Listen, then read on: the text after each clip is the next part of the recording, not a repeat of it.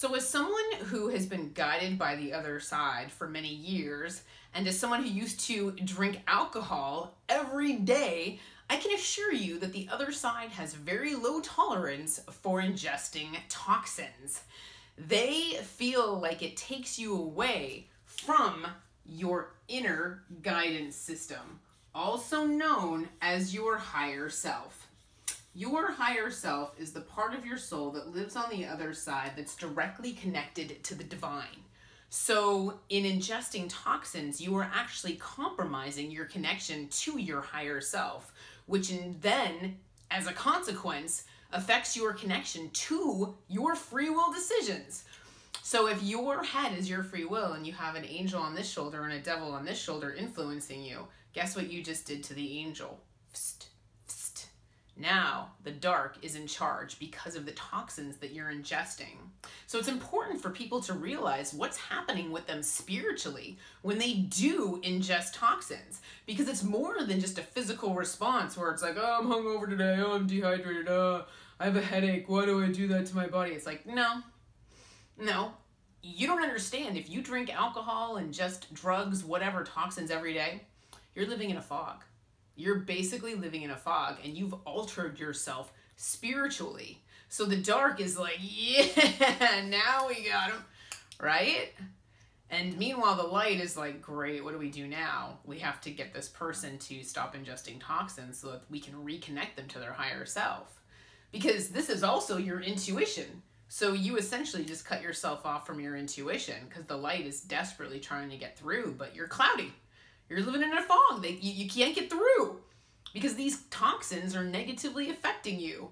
So drugs, alcohol, this is a huge, huge point of contention with the other side. Huge.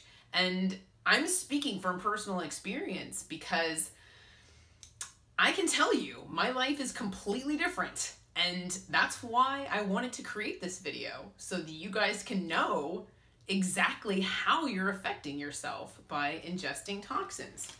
Number 2, aside from you compromising your higher self and your intuition, you're also compromising your life purpose, because your higher self is the one that guides you on your path with regards to your life purpose. So if you're ingesting toxins and your intuition sucks, you're more likely to veer off course.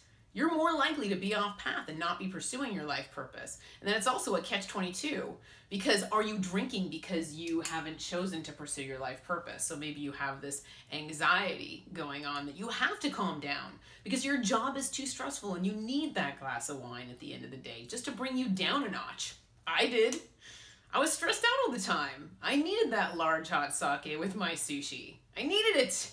I love the way it made me feel. It calmed me down. Once it hit my bloodstream, I was like, yeah, baby. Yeah, baby. It's hard. I get sushi. I want asahi. I want sake. Can't order it. I want Cabernet with my steak. Can't order it. But the difference is my overall operating state right now is calm. I don't have anxiety anymore. So I don't have to reach for that glass of wine.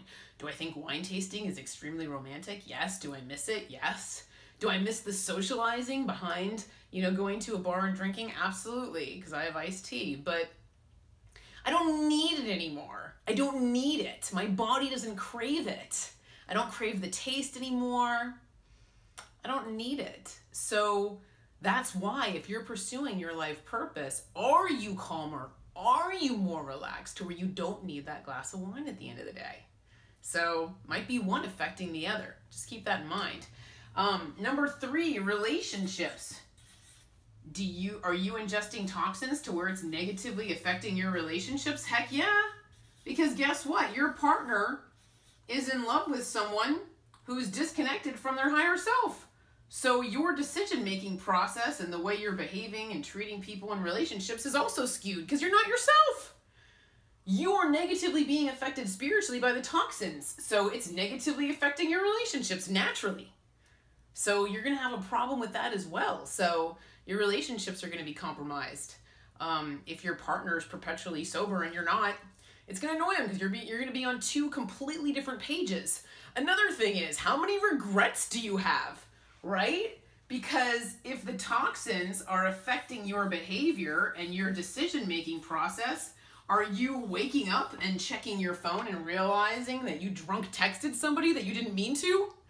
Are you, drunk emailing, drunk dialing, drunk texting people that you normally wouldn't, where you regret it the next day and say, holy crap, I would have never, ever, ever done that? Oh crap, I was high when I sent that tweet, right? It's embarrassing. You're embarrassed. So it's affecting your image that you're projecting to the world, how you view yourself because you're embarrassed or your ego's bruised, and then your relationships are suffering as a result of your behavior.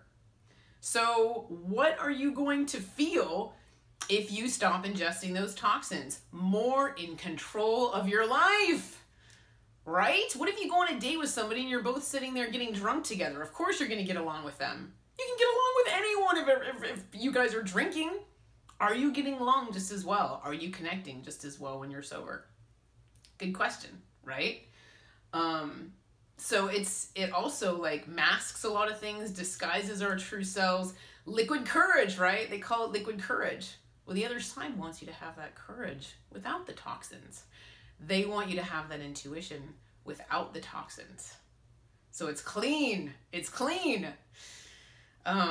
So that's the thing is they want you to have more control over yourself and more control over your life to where you don't regret things when the toxin wears off, when you come down from that high or whatever. Another thing is that this toxin is going to affect your thoughts and emotions. And guess what that does? Thoughts and emotions trigger the law of attraction because we're all magnets at the end of the day. So what are you doing? That's the signal you're broadcasting. So are you sad? Are you thinking negatively?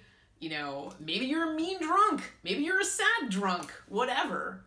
Maybe you're having a bad acid trip and you're freaking out and you're getting paranoid and really anxious and feeling really fearful and turning inward. That's the signal you're broadcasting. So you're triggering the law of attraction in a bad way. The law of attraction can be your best friend or your worst enemy. It can pick you up when you're feeling high. It can pull you down when you're feeling low. So be careful of what signal you're broadcasting because you're a magnet. Your soul is a magnet. So you're constantly attracting things to yourselves. Another thing that I was, mentioning before was just relationships. So the thoughts, emotions, and actions all go together. Like if you're not yourself, if you're, just doing things that you're going to regret, again, it negatively affects how you view yourself. You feel shame. You feel ashamed of yourself. That's another reason why the other side is so big on personal power is because they're trying to minimize shame, which is a huge, huge deal with regards to self-esteem. They don't want you feeling ashamed of yourself in any way, shape, or form. They want you to be proud of yourself and feel empowered. Another thing that you're going to notice is influence. Are the people around you influencing you to ingest toxins? If they are, they're speaking for the dark. Sorry, guys. If your friends are encouraging you to smoke or drink or whatever, they're speaking for the dark. They just are. I know they love you and they don't mean to be speaking for the dark, but they are, because that's negative influence. That's not good for your little body or your soul. So guess what the other side does? When the light comes through and tries to take over your life and your spirit guides try to pick you up and help you on your path with your life purpose, relationships, whatever, what's the first thing they're going to do? They're going to pull those friends right out of your life. Memorex, bye, erased. You'll get into a fight with them. Won't know why. Won't know why all of a sudden these friends disappeared from your life over these strange fights that are just really unusual and you have no idea why they even occurred. It's the light. It's the light pulling that influence out of your life to help clean you up, to help put you back in control. Another thing is your free will decisions, because your free will decisions are negatively affected by these toxins. Let me tell you what happened with me. My life purpose is to speak for the light. And I was drinking alcohol every day. So, what do you think happened? The dark wasn't going to let me go that easily, baby. Oh no, they're going to keep me drunk. It took the light 2 years to get me to stop drinking alcohol. And me as an individual looking back, what did I personally witness? A battle of light versus dark. The dark trying to get me to stop drinking, the dark trying to get me to continue drinking. There was a battle over my soul, and it all started with toxins. So the light knew as soon as they got the toxins out of my system, they had me. And they did. And that's when the dark is like, oh, damn it. So, like I said, I have news for you if you're ingesting toxins. The dark one, they have you.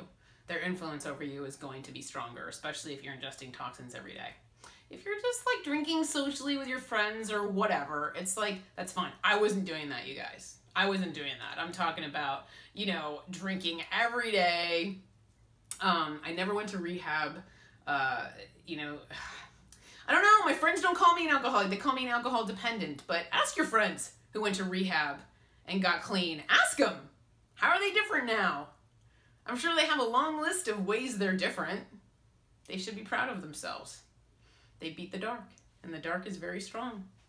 So another reason you should be proud of yourself is because you took back the power. And the other side is all about personal power. No poor me. No poor you. Oh my gosh, you're such a victim, you poor thing. You're physically addicted. We get it. They get it. The other side gets it. But what are they going to do? They're going to empower you. And they're going to say, you have the power to turn this around.